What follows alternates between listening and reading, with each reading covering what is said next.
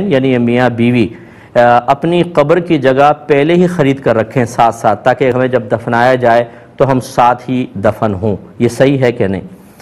دیکھیں، فقہا نے اس کو ایک غیر ضروری عمل قرار دیا ہے، وہ اس طریقے سے کہ وہ فرماتے ہیں کہ ہمیں کیا پتہ کہ ہم کہاں فوت ہوں گے۔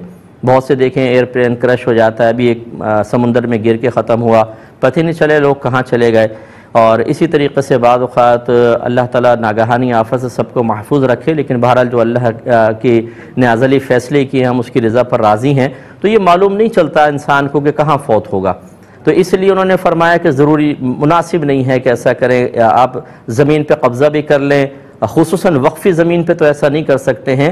آپ نے تو خریدنے کا کہا، وقف والی زمین کو پہلے سے قبضہ قبر بنا کے اس کو مصنوعی قبر بنا کے رکھ لینا، تاکہ جب ہم فوت ہوں گے دفن ہوں گے اتنا عرصہ آپ نے اس قبر کو قبضہ کر کے رکھا ہے، شرعاً صحیح نہیں ہوتا۔